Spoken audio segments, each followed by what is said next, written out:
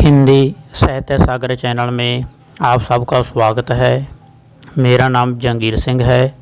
आज हम हिंदी साहित्य के महत्वपूर्ण टॉपिक पर बात करने वाले हैं।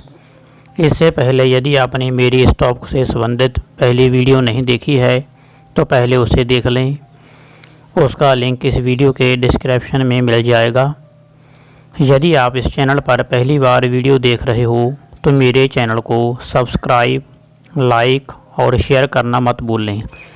साथ ही बेल आइकन का बटन भी प्रेस कर लें ताकि आपको हर वीडियो की नोटिफिकेशन सबसे पहले मिले। साथ साथ इस वीडियो से संबंधित कमेंट भी करें। आपके इस कमेंट से हमें प्रेरणा मिलती है। आज हम नया टॉपिक करेंगे क्रिया, जिसे आपने पंजाबी की कक्षा में 10th प्लस 2 तक भी पढ़ा होगा। क्रिया किसे कहते हैं, तो वही टॉपिक हमारी हिंदी की कक्षा में भी है। क्रिया किसे कहते हैं, जैसे कि मैंने आपको एक बताया था पिछली कक्षा में, एक मेथड बताया था, एक ढंग बताया था कि आपने कोई भी टॉपिक करना हो तो जो टॉपिक का नाम होता है उसे ध्यान से पढ़ना होता है और उसके शाब्दिक अर्थ समझने होते हैं। यदि आप उस टॉपिक के, उस कंसेप्ट के या उस कंसेप्ट को समझ लोगे तो आपको आसान हो जाएगा आगे की पढ़ाई करना। तो क्रिया का अर्थ होता है करना। क्रिया का अर्थ है क्रिया, करना। क्या करना है? काम, कोई भी काम। क्रिया का अर्थ हो गया कुछ करना, अर्थात काम करना। इसकी परिभाषा है, जिस शब्द से किसी काम का करना होना, सहना इत्यादि पाया जाए उसे क्रिया कहते हैं। जिस शब्द से किसी काम का करना, होना, सहना इत्यादि पाया जाए उसे क्रिया कहते हैं। इत्यादि का अर्थ होता है और भी कुछ, बहुत सी और भी बातें हैं। जैसे कि मोहन पढ़ता है, तो मोहन क्या काम कर रहा है? मोहन अपनी पढ़ाई कर रहा है, वह पढ़ रहा है। तो यह उदाहरण होगी, इसकी परिभाषा होगी। दूसरा है फिर क्रिया कितने प्रकार की होती है, जहाँ क्रिया के भेद कितने होते हैं। तो नंबर 1 पर है आकर्मक क्रिया, दूसरा है सकर्मक क्रिया। अकर्मक मतलब जिसमें कर्म ना हो। देखो नाम से स्पष्ट है, इसलिए आप नाम को लेकर चलोगे ना, नाम के शाब्दिक अर्थ को लेकर चलोगे तो आपको कहीं भी समस्या नहीं आने वाली है। अकर्मक जिसमें कर्म ना हो। सकर्मक अर्थात कर्म के साथ। तो पहले हम पढ़ेंगे अकर्मक क्रिया, जिसके व्यापार और फल दोनों का भार कर्ता पर ही पड़े उसे अकर्मक क्रिया कहते हैं। अर्थात जिसमें कर्म ना हो, कर्ता हो। कर्म ना हो, कर्ता हो। तो कर्ता के उदाहरण में कौन है? जैसे कि कृष्ण है, कृष्ण रोता है। तो जो काम चल रहा है, रोने का काम चल रहा है, तो वह किसका है? वह कृष्ण का है। तो कृष्ण क्या है? वह कर्ता है।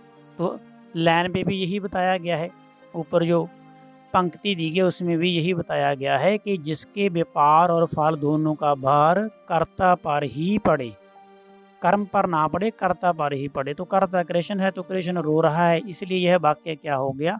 अकर्मक क्रिया हो गई।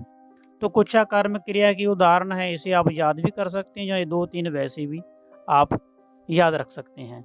जैसे कि मरना, जीना, हंसना, रोना, उठना, बैठना, दौड़ना, भागना, चलना, सोना, डरना इत्यादि।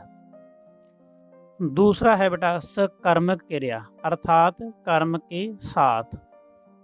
जिस क्रिया में व्यापार का फल कर्ता को छोड़कर कर्म पर पड़े उसे अकर्मक क्रिया, उसे सकर्मक क्रिया कहते हैं। जिस क्रिया का भार किस पर पड़े? कर्म पर पड़े, तो उसे हम क्या कहेंगे? सकर्मक क्रिया। तो कर्म क्या होता है? कर्म कोई भी चीज़ जो कर रहा है कोई भी व्यक्ति, जैसे कि श्याम पुस्तक पढ़ता है।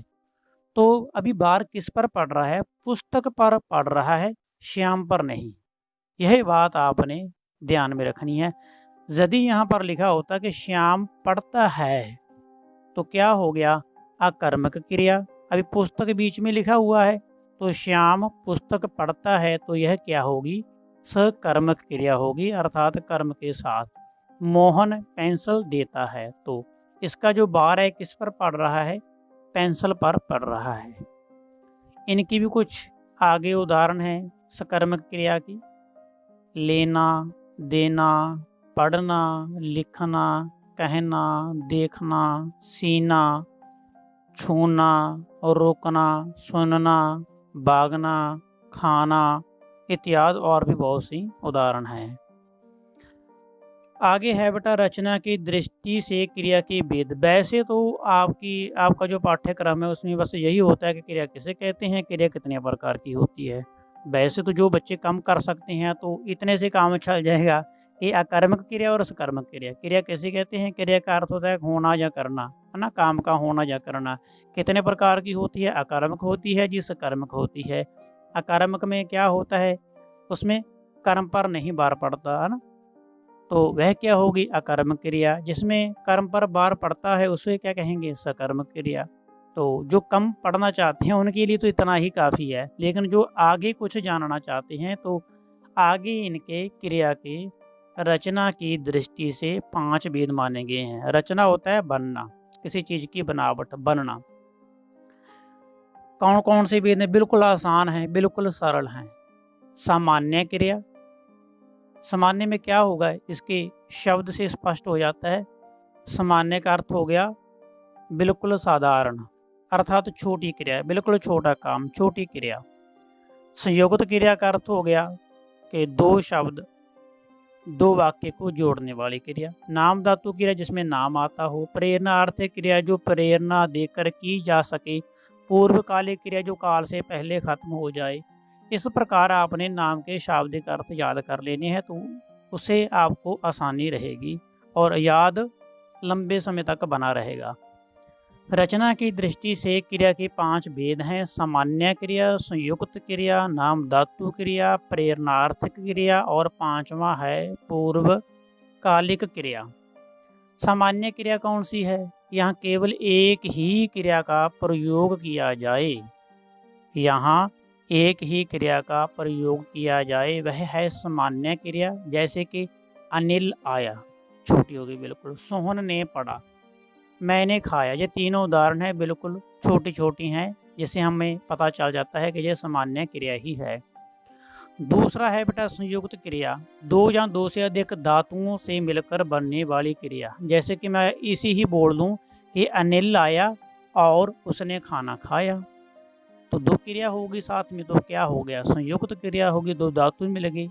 जैसे कि उदाहरण नीचे दी गई है, लिखना चाहता है, वह पढ़ सकता है, वह जा सकता है। इस प्रकार जहाँ अनिल आया और उसने खाना खाया, संयुक्त होगी, 2 धातु मिल गए। तीसरा है नाम धातु क्रिया। संज्ञा, सर्वनाम, विशेषण से बनने वाली क्रियाओं को नाम धातु क्रिया कहा जाता है। नाम धातु अर्थात जहाँ पर नाम आए, किसका? संज्ञा का आ जाए, जहाँ सर्वनाम का आ जाए, जहाँ विशेषण। विशेषण होता है जो विशेषता बताने वाले शब्द होते हैं, उन्हें हम विशेषण बोल देते हैं। 3 बातें आपने याद रखनी है, संज्ञा, सर्वनाम और विशेषण। ये तीनों का कहीं पर भी नाम आ जाए तो हम उसे बोल देंगे नाम धातु क्रिया। उदाहरण हथियाना, बतियाना, लतियाना। तो ये इनके शाब्दिक उदाहरण है। 4 नंबर पर है बेटा प्रेरणा आर्थिक क्रिया। कोई मोटिवेशन जैसे हम बोल देते हैं, प्रेरणा देकर किसी से काम करवाना, क्रिया करवानी। जिस क्रिया का कर्ता स्वयं क्रिया ना करे, जैसे कि मैं आप खुद काम ना करूं, आपको मैं प्रेरणा दो कि बेटा आप कर सकते हो, आप ऐसा कर सकते हो, आप लिख सकते हो, आप अच्छा पढ़ सकते हो, आप अच्छी पढ़ाई कर सकते हो, आप यह डिग्री कर सकते हो। तो इस प्रकार अनेक उदाहरण हैं। जो कर्ता खुद काम नहीं करता लेकिन दूसरे को वह मोटिवेट करता है, प्रेरणा देता है। तो उस क्रिया को प्रेरणार्थक क्रिया कहते हैं। जैसे कि सुनाना कि बेटा सुनाओ, हाँ आप बहुत अच्छा सुनाते हो। लिखाना कि बेटा आप बहुत अच्छा लिखते हो, बड़ी अति सुंदर आपकी लिखाई है, लिखो। पढ़ाना कि बेटा पढ़ो, आप बहुत अच्छा पढ़ रहे हो, चाहे बच्चा कमज़ोर क्यों ना पढ़ रहा हो। तो अध्यापक क्या करता है कि बहुत अच्छा पढ़ रहे हो, प्रेरित करता है, प्रेरणा देता है, तो उसे हम कहेंगे प्रेरणार्थक क्रिया। आगे है जो लास्ट वाली है, अंत वाली है, पूर्वकालिक क्रिया। जब कोई क्रिया मुख्य क्रिया से पूर्व ही समाप्त हो जाए, मुख्य क्रिया से पूर्व समाप्त हो जाए, वैसे इसे आपने ध्यान में रखना है। पूर्वकालिक क्रिया, जो क्रिया मुख्य क्रिया से पहले ही समाप्त हो जाए उसे पूर्वकालिक क्रिया कहते हैं। जैसे कि सीता खाना खाकर स्कूल जाएगी। सीता खाना खाकर स्कूल जाएगी, तो यहाँ पर जाएगी क्या है, मुख्य है, क्योंकि जाना तो स्कूल ही है ना। तो सबसे पहले काम क्या है, मुख्य क्रिया क्या है, स्कूल जाना है, तो जाएगी मुख्य क्रिया हो गया। लेकिन खाना खाकर जाएगी, भूखी नहीं जाएगी, तो वह क्या होगी, पूर्वकालिक क्रिया होगी। अर्थात मुख्य क्रिया से पहले जो काम करेगा उसे हम बोल देंगे पूर्वकालिक क्रिया। तो बेटा एक है धातु, बस इतना सही है। ये मूल धातु क्या है, धातु इसे भी हम समझ लेते हैं। धातु क्रिया का मूल है। धातु उस शब्द को कहते हैं जिसमें विकार उत्पन्न होने से क्रिया बनती है। चलना क्रिया है, क्योंकि चल रहा है आदमी, कोई चला जा रहा है ना, तो यह क्या होगी, क्रिया होगी। लेकिन चल क्या है, चल धातु है, जिसे हम बोल देते हैं मूल धातु, दो धातुओं से बनती है, इस प्रकार हमने पहले पढ़ा है। तो चल क्या है, धातु है, लेकिन चलना क्रिया है। चलना के पीछे क्या हो गया, ना क्या लग गया, यह प्रत्यय लग गया। प्रत्यय का अर्थ होता है पिछेतर, पीछे लगने वाला शब्द। पप्पा प शब्द लिखा हुआ है ना, जैसे क ख होता है, तो इसी प्रकार प है, प प्रत्यय। प का अर्थ हो गया पीछे, ऐसे भी आप इसे याद कर सकते हो, पीछे। जो शब्द पीछे लगता है उसे हम बोलेंगे प्रत्यय, जो शब्द आगे लगते हैं उसे हम हिंदी में बोल देते हैं उपसर्ग। पंजाबी में हम अगेतर और पछेतर बोलते हैं, पंजाबी में हम अगेतर और पछेतर बोलते हैं। जो शब्द आगे लगते हैं शब्द के उन्हें हम बोल देते हैं अगेतर, जो शब्द के पीछे लगते हैं धातु उसे हम बोल देते हैं पछेतर। उसी प्रकार हिंदी में होते हैं, प्रत्यय होता है पीछे लगने वाले शब्द, उपसर्ग होता है आगे लगने वाले शब्द, उपसर्ग अर्थात आगे। तो बस आप आज का टॉपिक हमारा इतना ही था। क्रिया थी, क्रिया के भेद थे जो कितने प्रकार के थे, कर्म के अनुसार 2 भेद माने गए हैं, रचना के अनुसार 5 भेद माने गए हैं। तो यह हमारा छोटा सा टॉपिक था। तो संयम रखने के लिए आपका बहुत बहुत धन्यवाद। थैंक यू, शुक्रिया जी।